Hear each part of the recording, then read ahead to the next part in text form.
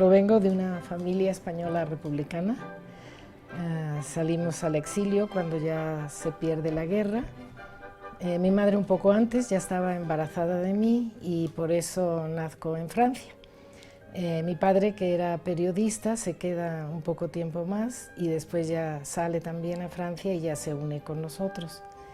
Ahí en Francia permanecemos únicamente 2 años y como mi padre era periodista veía que ya la situación en Europa estaba ya muy mal y que iba a empezar ahí una guerra, ya estaban todos los síntomas, Hitler en el poder, Mussolini, en fin. Y decide pues ya venirse a América. Primero llegamos a Cuba y ahí nos quedamos 3 años en el campo, que fue como mi edad de oro, porque no tenía que ir a la escuela, vivía como campesina y estaba feliz entre todos los animales y entre la naturaleza. Y esto lo he recogido en algunos de mis libros de pseudomemorias, los anteriores a este.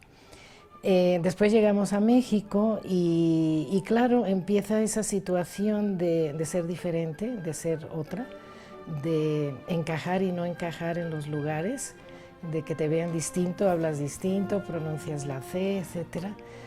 Y empiezo a llevar como una doble vida, ¿no? De lo que es en la casa, que es donde es como el refugio, podemos decir y hacer todo lo que se nos ocurra. Mis padres y yo, nada más somos 3, y afuera tengo que adaptarme y aprender muchas cosas con el medio, qué palabras decir, incluso pues palabras que en España son muy naturales, pues en México no, se consideran malas palabras y entonces tengo que aprender a usar también un vocabulario y un lenguaje doble. En la casa también libre y afuera, en cuanto salgo de la casa, pues tengo que adaptarme a las características del idioma hablado en México. Entonces eso te va creando una situación que para mí fue enriquecedora, porque me permitió ir y venir, salir y entrar, como tomar papeles, como si fuera un actor representando una obra, pero siempre tenía esa situación doble que yo creo que es la del exilio.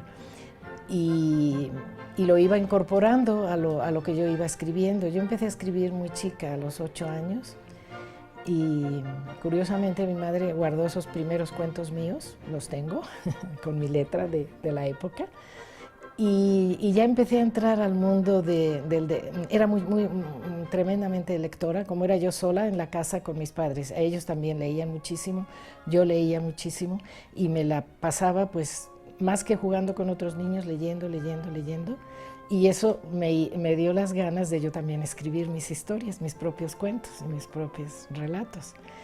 Y pues creo que esto también se debió a la situación del exilio, ¿no? Esta especie de encierro, pero al mismo tiempo de gran libertad.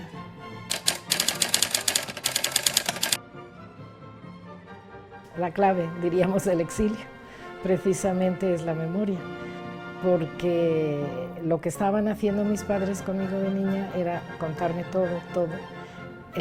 Nunca conocí a mi familia, o sea, ni tíos, ni primos, ni abuelos, porque cada uno fue a parar a otro lugar y muchos no pudieron salir de España y se tuvieron que quedar. Entonces era enseñarme fotos y enseñarme las historias de cada uno. Entonces me contaron tantas cosas que yo las fui guardando en la memoria, y mi madre, que me apoyaba mucho para escribir desde chica, me decía: mira, te cuento esto para que un día tú lo escribas. Y yo pensaba, no, yo no voy a contar esas historias. Y me pasó muchísimos, no son mis primeros libros, pero mucho después, cuando empecé con las pseudomemorias, pues empecé a contar y a recordar todas las historias que me habían contado a su vez mis padres. Entonces es recoger esa tradición, entonces de inmediato quería yo leer más sobre las cosas que me contaban de mi familia, y buscaba libros y buscaba ilustraciones de lugares de España. Entonces es un proceso muy bonito de estar buscando en la memoria los recuerdos más antiguos, ¿no? Y después, claro, pasarlos a la palabra escrita.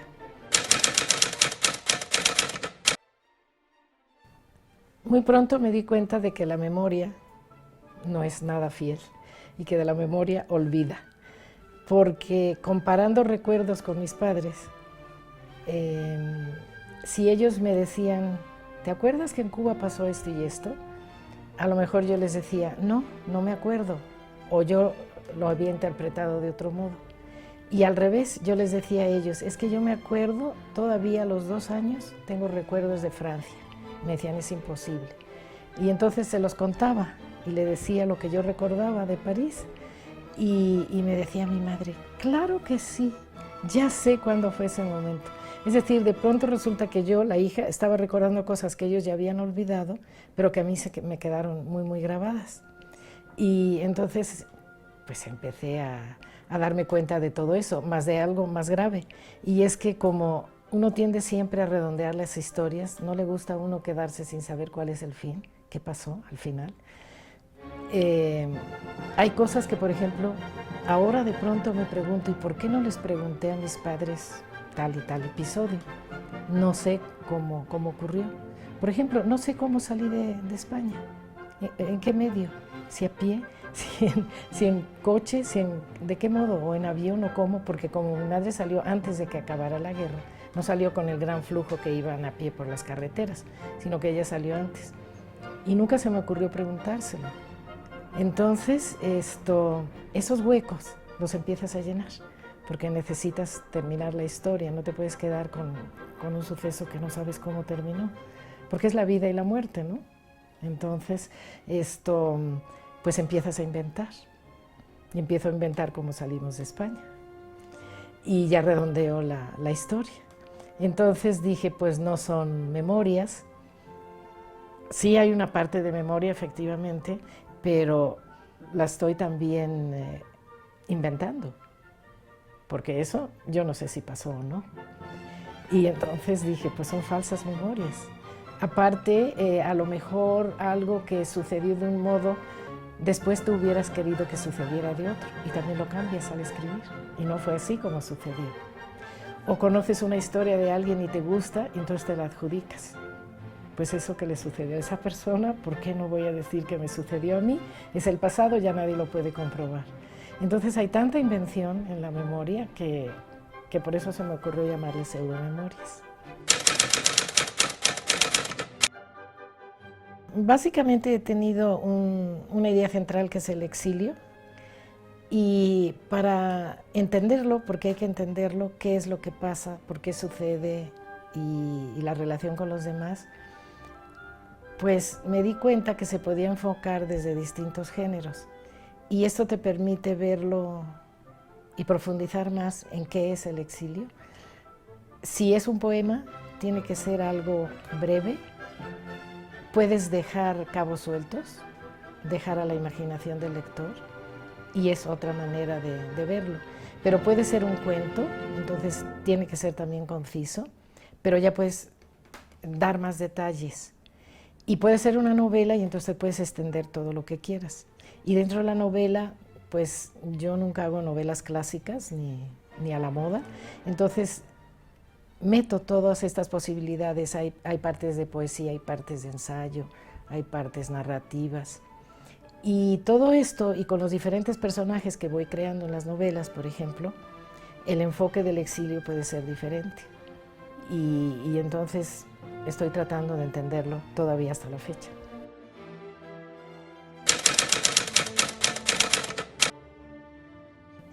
Bueno, esta novela especialmente tiene una historia que se podría hacer una novela de la historia de esta novela, porque todas mis otras obras se iban publicando más o menos en orden cronológico, según las iba escribiendo, se iban publicando, aunque fueran distintos géneros, pero iban saliendo.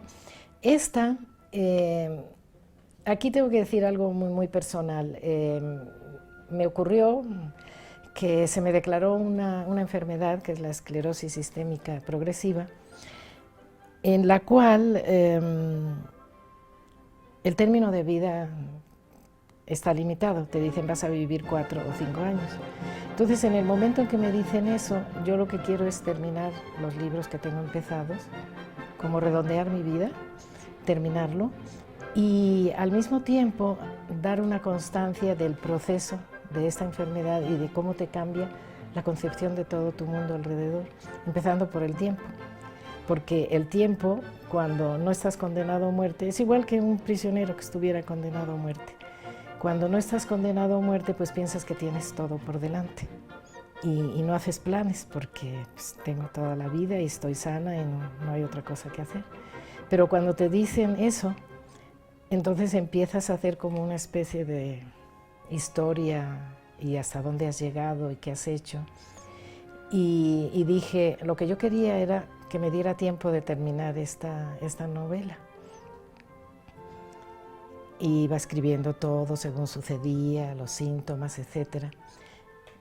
Y la relación con los demás, cómo te empiezan a ver de manera muy diferente cuando estás condenado a cuando estás feliz saltando por la vida, ¿no?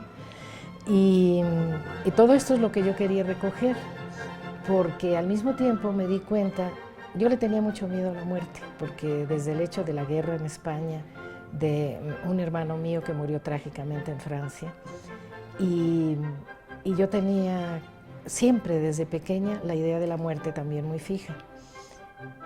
Entonces, cuando ya la veo tan cerca, y todo lo que va cambiando en relación con los demás, pues quiero exponerlo. Y entonces escribo esta novela, y lo que yo decía era que me dé tiempo de terminarla. Y bueno, la termino. El proceso de la enfermedad fue muy extraño porque lo superé. Fue de los pocos casos, incluso hasta creo que se escribió la historia clínica en el hospital de nutrición de mi caso, de que sobreviví, porque de esto ya hace más de 30 años. Entonces no me morí, como ven ustedes. Y entonces la novela quedó terminada por la década de los 80 más o menos. La enfermedad empezó en 1980, hacia 1982 más o menos yo terminé esta novela. Y un poco después, bueno, la revisé, todo esto, se la di a un editor, Luis Mario Schneider, que ya me había publicado mi primer libro de cuentos, que era Huerto cerrado, huerto sellado.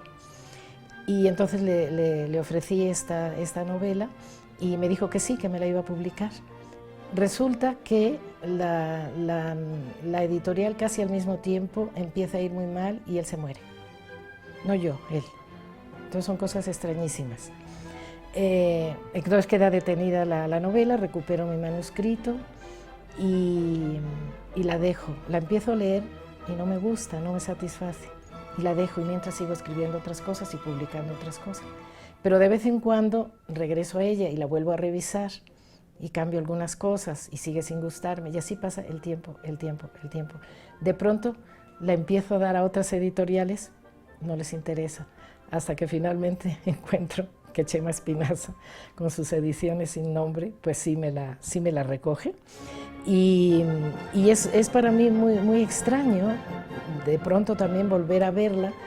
Cambié, claro, actualicé algunas cosas porque después de tanto tiempo pues ya era interesante poner cosas del momento actual, ¿no? Después de 30 años.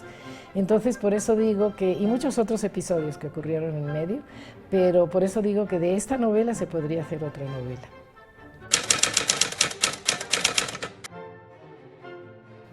A Alberto, mi marido, y a mis niños cuando eran chicos, nos gustaba mucho recorrer todo el país y siempre que teníamos unos días libres, pues nos íbamos a conocer diferentes partes. Una vez teníamos ganas de ir a Malinalco y no pudimos llegar, tuvimos un pequeño accidente, no grave, pero ya el tiempo se nos acababa y ya no pudimos ir a Malinalco. Pero se nos quedó siempre la idea de que queríamos ir a Malinalco. Entonces me ocurre en este periodo lo de mi enfermedad y yo estuve 7 años en cama sin poder moverme prácticamente. Entonces ya no podía yo viajar ni hacer nada. Pero siempre decíamos, bueno, cuando estés mejor, a ver si vamos a Malinalco. Y siempre quedaba esa idea ahí detrás. Un día quien sí pudo ir fue Alberto, mi marido, pero yo no podía todavía. Y empecé a leer muchas cosas sobre Malinalco y se me quedó como un deseo que nunca se va a cumplir, pero que está muy vivo y que te da ánimos también, que te da esperanzas. Y el hecho es que hasta la fecha no pude ir a Malinalco, pero sí fui en el libro, escribiendo el libro, de eso sirve también escribir, de cumplir tus deseos, de aquello que no puedes hacer, entonces en el libro sí lo puede hacer tu protagonista, o lo que no te atreves a hacer, o lo que quisieras, o lo que sería imposible. Entonces, yo quería dejar, además sonoramente, fonéticamente es muy bonito, ¿no? Malinalco, tiene un gran ritmo poético. Y hacia, porque nunca se cumplió el deseo, pero es también hacia Malinalco, hay una parte mística en este libro. Es también como ir a un territorio sagrado, como ir a un lugar donde las condiciones son diferentes al resto de la ciudad, al resto de los lugares que conocemos.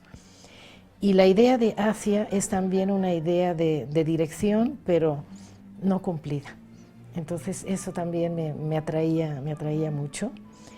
Y pensar que ese es un lugar donde coincidían, diríamos, las fuerzas, donde es un lugar sagrado para los nahuas, donde estaban los caballeros águila, recibiendo su entrenamiento guerrero, pero al mismo tiempo religioso.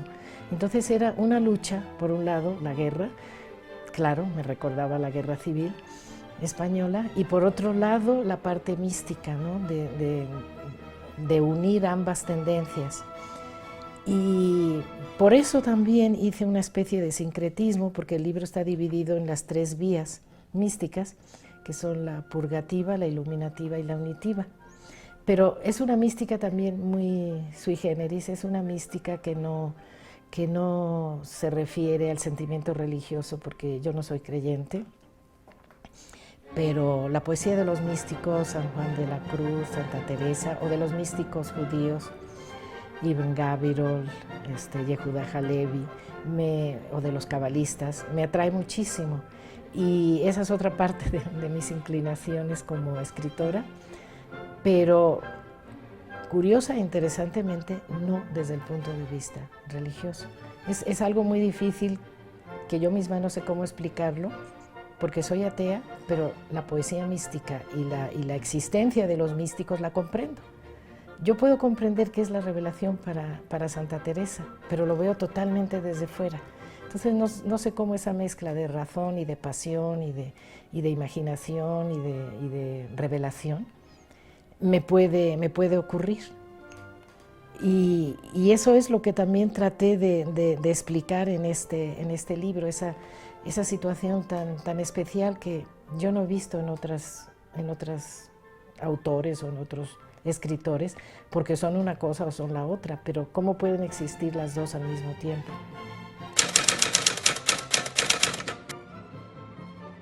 En esta novela o pseudomemorias están entrando muchos elementos que tienen que hacer una conjunción. Es como un gran universo en el que estuvieran la luna, el sol, los planetas, todo girando, todo encajando uno en otro. Hay un poema de Góngora que me gusta mucho, que es precisamente la fábula de Acis y Galatea y Polifemo.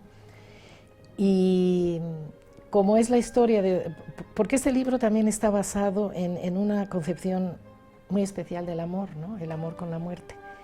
Y en el caso de la fábula de Acis y Galatea, esto es lo que está ocurriendo, porque ellos se aman, pero Polifemo también queda enamorado de Galatea, pero quiere destruirlo a él, para él tener el lugar. Lo que ocurre con Polifemo es que pues, a los dos los destruye. Y entonces la idea mía era que Acis y Galatea quedan como la pareja de amantes y Polifemo sería la enfermedad, porque los va a destruir, si no físicamente, a uno sí, al otro no, pero internamente y desde el punto de vista del amor, de Eros, sí los va a destruir. Y entonces, Como era una fábula que en ese entonces estaba yo leyendo y releyendo mucho, incluso intercalo algunos versos, sin decir que son pero digo del poeta. Entonces esto se sobreentiende, espero, que se está refiriendo a Góngora, y más por el tema que es uno de sus poemas más conocidos, ¿no? Voy a leer unos fragmentos, el principio de la novela, Hacia Malinalco, que está dividida en 3 partes, que son las 3 vías místicas, pero a su vez cada parte lleva el nombre de un día de la semana, porque está relacionado con él: lunes con la luna, martes con Marte, miércoles con Mercurio, etc. Y empieza así. Lunes, es el primer capítulo de la vía purgativa. Cerró la puerta lentamente y empezó a bajar las escaleras. No quería pensar en lo que acababa de oír. Era muy grave, pero no quería aún aceptarlo. Si no lo aceptaba, le quedaría una brevísima fracción de tiempo, que podría alargar un poco más, antes de tener que reconocer que se enfrentaba a lo irremediable. Todavía, mientras durasen los tramos de la escalera, y quién sabe, todavía en la calle, y hasta todavía en el camino a su casa, podría seguir alargando la aceptación de lo que ya era innegable. Pero cuando llegara a su casa y abriera la puerta y la cerrara tras de sí, a solas, completamente a solas, ya no podría engañarse. Tomaría el espejo y se enfrentaría a la realidad. Sería una especie de revelación. Tendría que reconocer que ella empezaba a dejar de ser ella, que una parte de ella se desprendía para adquirir una nueva porción desconocida, que lo que había pensado de sí hasta ahora, la imagen en el espejo, ya no le pertenecería. En el trayecto a su casa, no muy largo, por Félix Cuevas hacia el sur de Insurgentes y luego al poniente, por Actipa, hasta la calle de Cádiz, iba descubriendo la presencia de los fragmentos, lo abandonado, lo roto, lo inservible, lo desprendido, lo olvidado, las muestras de la ciudad que se pisan con descuido. El papel arrugado, la hoja seca, la flor aplastada, pero también la verde planta, el rastro del caracol, la hormiga que se escapa. Toda fragmentación destacaba en forma más precisa, brillante, exacta. Tan fuerte era la sensación de luz que apartaba la vista y cerraba los ojos. Tan nítidos los colores que se sentía herida. Tan elevados los sonidos que el eco interno parecía no apagarse nunca.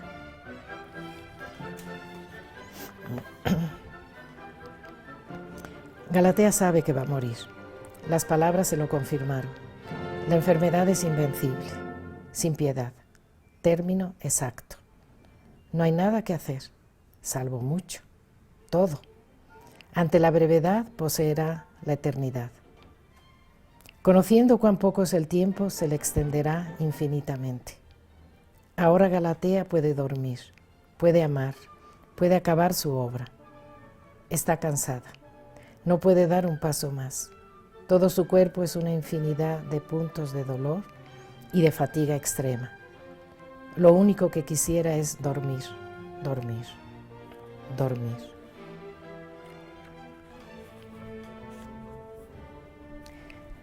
Galatea tenía una idea obsesiva que nunca cumplió, y era la de ir a Malinalco. Si ahora, enferma, aún tenía fuerzas, era su oportunidad.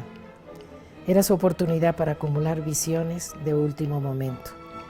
Malinalco sería el lugar escogido, lugar sagrado, en lo alto de la pirámide. Lo bueno de una muerte con plazo inmediato es que se puede dejar todo muy bien ordenado. La vía purgativa consiste en todas esas eliminaciones que serían fáciles de cumplir. Después de todo, una muerte es una limpieza, un vacío, un espacio ganado. Por lo tanto, ya no haría falta la cédula de Hacienda, ni la credencial de lector, ni siquiera un pasaporte, pues no funcionarían en los nuevos territorios. podría eliminar todo eso. Después de las horas y días que le costó conseguirlos, de las largas filas de espera, del consuetudinario, falta un documento, o vuelva otro día. Pero, ¿y si no se muere? Porque una sentencia a muerte no es ninguna seguridad, ni siquiera las carcelarias, que hay disposiciones de último momento que pueden anularlas.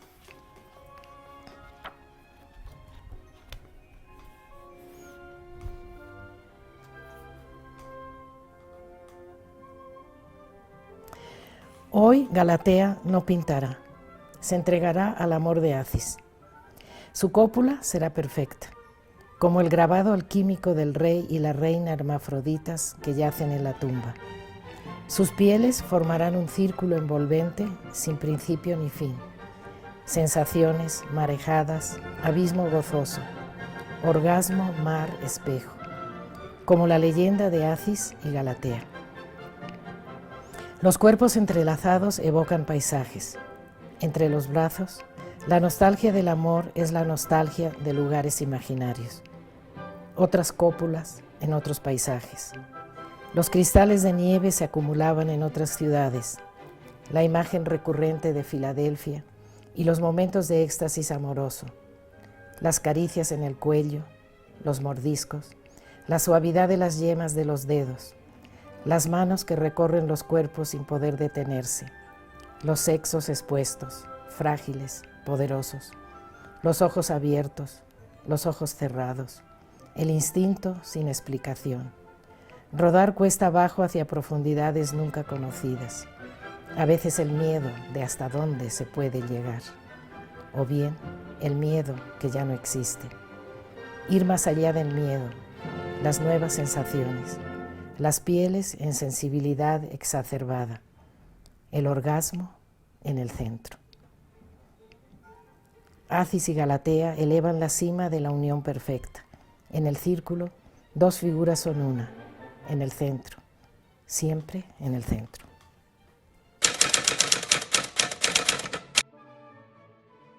Tengo varias cosas, algunas de tema también sefardí.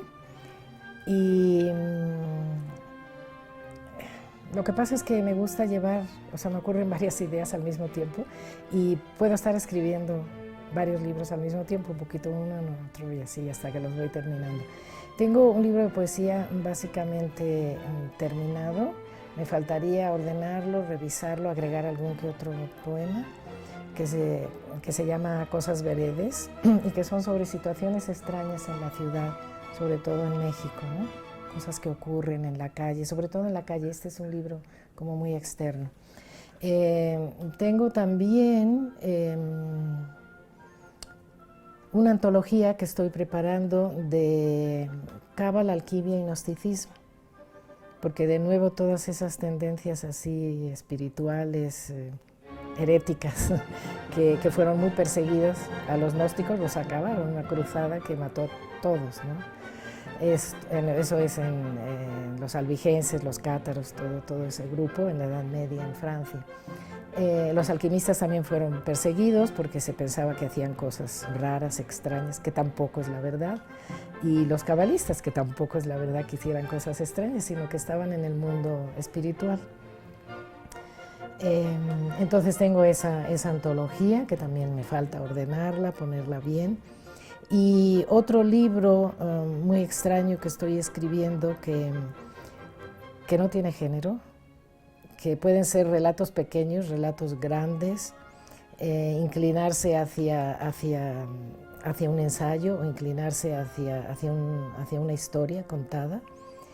También sobre aspectos del siglo XX, tomo a personajes históricos a veces y les cambio su vida, se las altero, otras pseudomemorias, o aquello que no sé de ellos y se los voy metiendo, les voy inventando. Y así va avanzando con hechos y personajes. Y aparezco yo también como personaje y me refiero ahora sí a hechos muy concretos de la memoria que rescato de mi pasado. Y Y esos son, diríamos, Bueno, y estoy empezando otra novela, pero esa todavía estoy leyendo mucho, de un episodio que ocurrió a mi familia, situado en los años 30, pero en un barco, en un transatlántico, que se hundió, que es una historia parecida a la del Titanic, pero que ocurrió en el Golfo de Adén, en otro mar muy distinto, y que tiene muchas conexiones de tipo de espionaje y de situaciones muy extrañas. Entonces, pensarla nada más me está divirtiendo mucho, pero todavía estoy leyendo sobre esa época y sobre el barco en sí, y con la gente que todavía queda viva de mi familia, preguntándoles qué cosas recuerdan ellos de ese episodio, y en esas estoy. Como verán, para mí escribir es muy divertido.